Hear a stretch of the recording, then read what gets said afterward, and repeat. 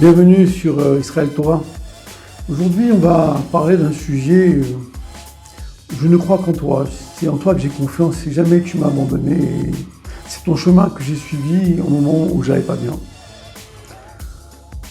Il y a de ça 20 ans bien passés, à l'époque où il y avait un intifada en Israël. Nous, ici en France, dans la région parisienne, on avait aussi des problèmes. Et ça devenait menaçant. On ne savait plus comment se sortir de ces idées-là. Et il y avait des jeunes gens qui se sont crus la possibilité de nous menacer, de nous parler méchamment, de nous dire des insultes, et plus que des insultes, de jeter des pierres. Je ne voyais pas la solution. Ça devenait vraiment grave. Il y avait même ceux qui avaient peur d'y aller à la synagogue.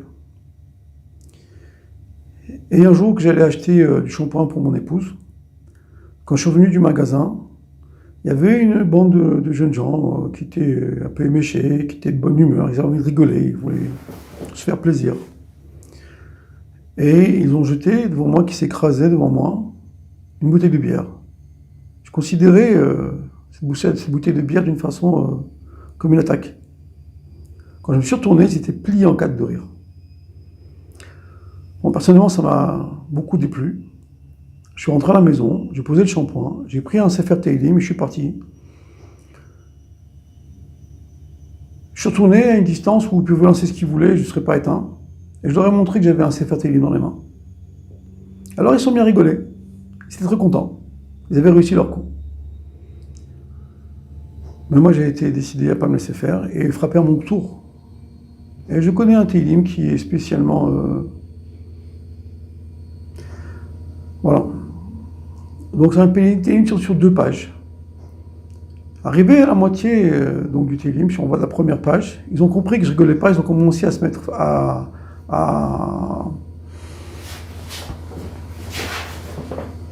crier très fort. Qu'est-ce que tu fais là? Qu'est-ce que tu fais? J'ai pas lâché.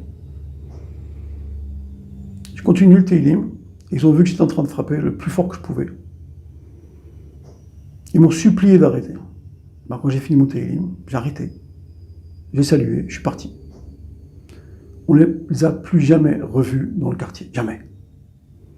Plus tard, quand on est à la synagogue, il y avait un endroit, en haut de la gare, où il y en avait d'autres qui se mettaient là-bas, et quand les gens arrivaient en passant par la gare, ils venaient, c'était transit, ils avaient été insultés, d'avoir été pris à partie.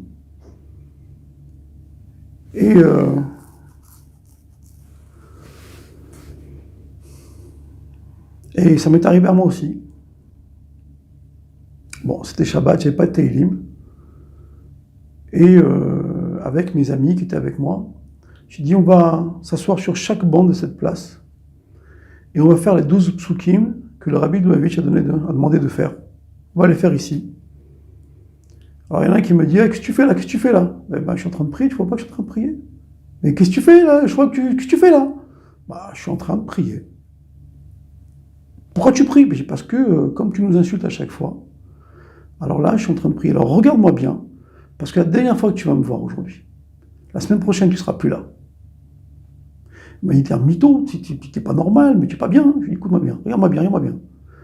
Plus jamais tu vas me voir, et plus jamais je vais te voir. Tu seras plus là la semaine prochaine. J'ai fini le Zoupsoukim avec mes amis, et on est parti. On ne les a plus jamais revus, la place était nettoyée. J'en ai fait beaucoup des comme ça. Et à chaque fois que j'étais pas bien, j'ai commencé à faire Tehillim, où j'ai dit les autres psukim, et sans faire du mal aucun, que du bien. Parce que nous, le peuple juif, nous sommes là pour bénir le monde. Simplement, il n'y a plus eu de menaces, il n'y a plus d'attaques, que ce soit pour mes enfants, que ce soit pour les amis, que ce soit pour tout le quartier. Et dans le plus grand calme, que des bénédictions. La lumière aveugle les forces du mal, et la lumière enlève les gens qui pensent mal. Et eux, ils ont eu du bien, parce que sûrement tu étais bien. Parce qu'on ne fait que bénir les gens. Et la lumière amène la sérénité dans le monde. Nous, le peuple juif, nous sommes les artisans de la lumière, parce que Dieu est toujours avec nous.